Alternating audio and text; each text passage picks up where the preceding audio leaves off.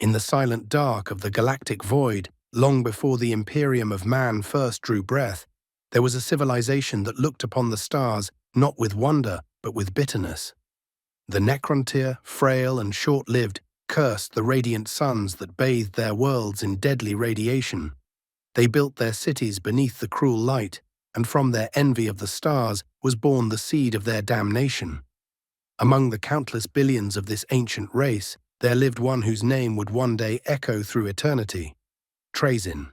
Even before the biotransference that would condemn his kind to metal immortality, Trazyn had been a scholar, an archivist, a keeper of the past. While others sought conquest or vengeance, he sought preservation. He recorded the lineage of kings and catalogued the tombs of their ancestors. Where others built monuments to themselves, Trazyn built vaults of memory. It was said that even then he would walk among the ossuaries of the Necrontyr dynasties and whisper to the dead, promising them remembrance when all else was dust.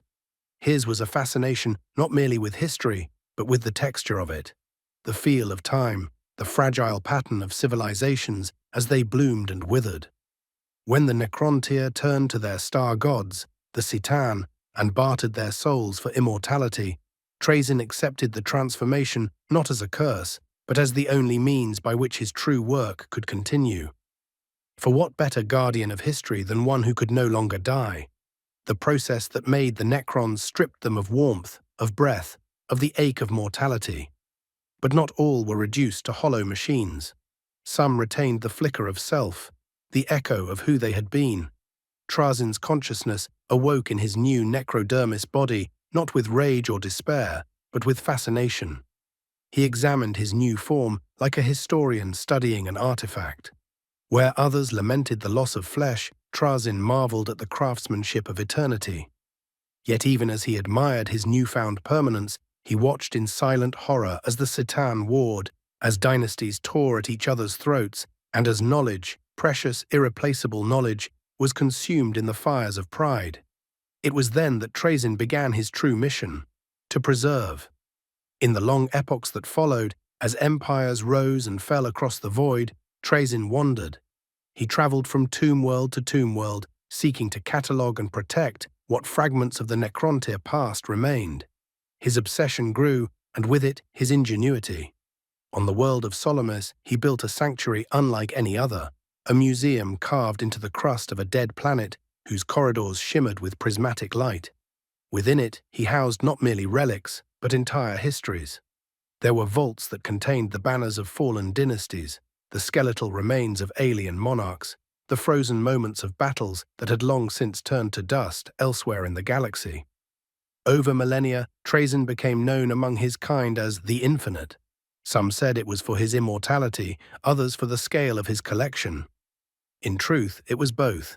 He began to develop the ability to project his consciousness into surrogate bodies, replicas and constructs that allowed him to act in many places at once. His enemies would destroy him, only for him to reappear days later in another form, calmly retrieving whatever artifact had drawn him there in the first place. Death to Trazyn was merely an interruption. His methods were not always gentle. To Trazyn, preservation justified almost any means. If a species, relic, or warrior was of value to history, then better it be encased in his galleries than lost to decay. He sent forth his acquisition phalanxes of silent, golden-armored Necrons who would appear upon battlefields like ghosts. They would immobilize their targets with tesseract labyrinths, dimensional prisons folded into crystalline form, and return them to Solemnas, where Trazyn would arrange them among his exhibits. His galleries became a labyrinth of time itself. In one chamber, the Council of Terror in full debate stood frozen in shimmering stasis. In another, an entire company of Catachan jungle fighters was preserved mid-charge, their muscles tense, their faces locked in defiant fury. Over the ages, Trazyn's collection grew beyond imagination. His vaults contained living and dead, organic and mechanical, friend and foe. He was not cruel, at least not intentionally, but utterly detached from the morality of lesser beings. To him, they were part of a greater tapestry, fragments of the cosmic narrative he sought to preserve. And yet, even immortality can suffer the burden of time. For every victory of preservation, Trazyn watched 1,000 histories burn. The old ones vanished. The Eldar fell to decadence and summoned their own doom. The galaxy, it seemed, was not a story of progress, but of decay. In the countless epochs that followed, when the Necron dynasties began their great sleep beneath the sands of 1,000,000 worlds, Trazyn too retreated into his galleries. But unlike others, his slumber was not a surrender. He set his archives to guard themselves, his tomb complexes woven with traps and illusions to protect the integrity of the past. He programmed his consciousness to awaken periodically, to check upon his exhibits, to ensure that the story of existence had not yet reached its end. Time lost meaning for him. The galaxy turned, species rose and perished. Still, he waited.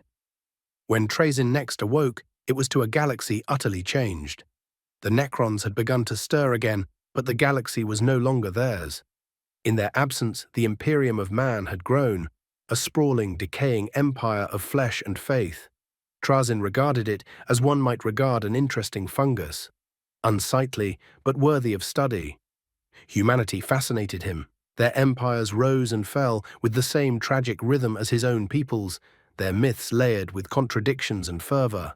He found within them a reflection of the Necrontyrs' old folly, the hunger for dominion, the blindness to impermanence. Trazyn began to travel once more, slipping between the stars through hidden webways of Necron origin, observing the galaxy as a scholar might observe a petri dish. Where others saw war, he saw opportunity. When an imperial shrine world fell to Orc invasion, he arrived in the aftermath, claiming not gold nor land, but the statues, the relics, the shattered icons of faith. When a chaos cult was purged by the Inquisition, he sent his proxies to retrieve the corrupted texts before they were destroyed. To Trazyn, even heresy had value because it was part of the truth of the universe. It was in these years that Trazyn's legend began to spread beyond the tomb worlds. Among the Adeptus Mechanicus, there were whispers of a Xenos thief who could appear without warning in the heart of a forge world, disassemble priceless artifacts, and vanish into thin air. Among the Inquisition, there were reports of a being of metal and light who appeared at the scenes of ancient battles, taking relics and disappearing before exterminatos could be executed. To those few who had glimpsed him and lived, Trazyn was both terrifying and awe-inspiring. A ghost of the past, moving through the future as if it were his own archive. Yet even Trazyn, eternal and calculating, was not immune to rivalry. Among his kind, few tested his patience more than Oricon the Diviner, a cryptech whose mastery of temporal manipulation rivaled Trazyn's own fascination with preservation. Oricon sought to reshape time, to rewrite destiny itself, while Trazyn sought only to record it. Their debates, if one could call their cataclysmic confrontations such, spanned centuries and star systems. On one occasion, Trazyn accused Oricon of stealing an artifact from his galleries, the preserved remains of a Necrontyr philosopher long thought lost. The ensuing feud shattered an entire moon, and in the end both accused the other of tampering with history. Still, Trazyn endured. His patience was limitless. His humor, though alien, was sharp. He would often refer to living species as temporary exhibits. In his eyes, all things were fleeting save himself and his work. There were moments, rare, fleeting moments, when even Trazyn seemed to question the meaning of it all. In the deep silence of Solemnus, surrounded by frozen echoes of countless civilizations, he would sometimes pause before a display and whisper, "Is this preservation? Or is it imprisonment?" But such thoughts never lingered long. The galaxy provided endless distraction, and the thirst for knowledge was insatiable. When word reached him of a relic, the spear of Vulcan, a weapon of legend forged by one of the Emperor's sons, Trazyn set his sights upon it. The salamanders, noble and indomitable, resisted fiercely. He clashed with their forge father, Vulcan Histan, across battlefields wreathed in flame. Though Histan bested him in combat, Trazyn departed undeterred, remarking that it was a worthy attempt, if not yet a successful acquisition. To him, even failure was part of the chronicle. In time, he would turn his attention to grander matters. The Imperium's age of ignorance and faith amused him, but the reawakening of his fellow Necrons concerned him more. Dynasties stirred, pharaons plotted, and the galaxy once more teetered on the edge of total war. To Trazyn, this chaos was both threat and opportunity. For every world burned, 1,000 histories were lost. For every crusade waged, 1,000 relics perished. He began to act more boldly, sending emissaries to forge fragile truces with other Necron lords, to negotiate for access to their archives or trade rare artifacts. Few trusted him, but all respected his cunning. Trazyn did not rule by fear or strength, he ruled by inevitability. He could wait out any foe, endure any loss, outlast any empire. Time itself was his ally. He saw patterns others could not, threads of cause and consequence stretching across millennia. In that endless vision, he began to glimpse something deeper, a cycle not just of decay, but of rebirth. Every empire destroyed gave rise to another. Every extinction birthed new forms. To him, this realization was almost divine. The galaxy is not dying, he once mused to his Lichguard. It is evolving, slowly, painfully, endlessly. My task is not to halt the decay, but to remember it. When the tides of chaos began once more to surge across the galaxy, when Abaddon the Despoiler launched his 13th Black Crusade, Trazyn observed with the fascination of a historian watching the last page of an ancient book. Yet even he recognized the danger. The destruction of Cadia threatened to unravel the balance of the material and the immaterial. The eye of terror widening, the pylons failing, reality itself tearing. To most Necrons, this was irrelevant. To Trazyn, it was catastrophe. Chaos did not merely destroy civilizations, it erased them from history. It twisted truth, corrupted memory, and rendered the past meaningless. That, to him, was the ultimate horror. He intervened. For perhaps the first time in 10 million years, Trazyn took to the field not as collector, but as savior. Though the term meant little to him, he allied, however briefly, with the humans defending Cadia. He walked among them in shimmering light, his armies of ancient metal rising from the dust to stand beside the tattered banners of the Imperium. Even Belisarius Cawl, the Archmagos himself, could scarcely believe the sight. Trazyn helped stabilize the pylon network, sharing fragments of Necron knowledge that none had seen since the dawn of the stars. For a moment, a sliver of understanding passed between man and Necron, a shared desperation to preserve existence itself. As the planet broke beneath them, as Cadia died, Trazyn watched in silence.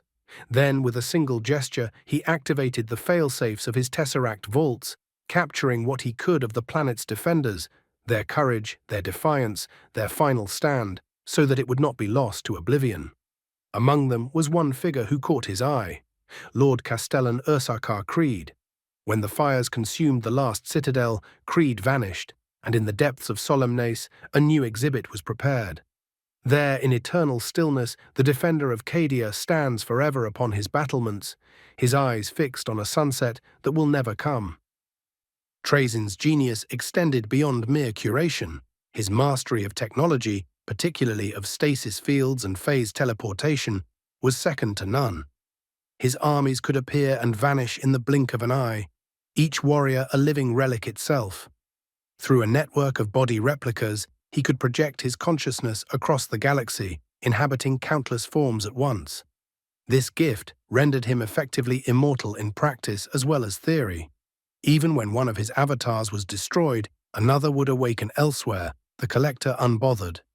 To fight Trazyn was to battle his shadow, never the man himself. Trazyn's power lies not in armies or dominion, but in the mastery of preservation. He alone among the ancient races truly grasps the futility of empire.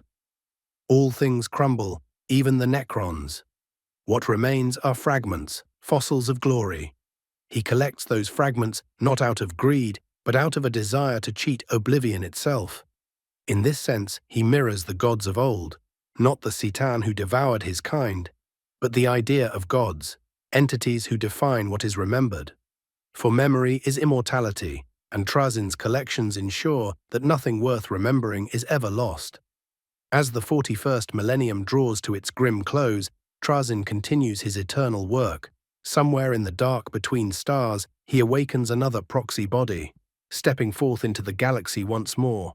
Perhaps he will raid an Imperial Shrine world, or infiltrate an Eldar craft world, or bargain with the Adeptus Mechanicus for relics of Mars.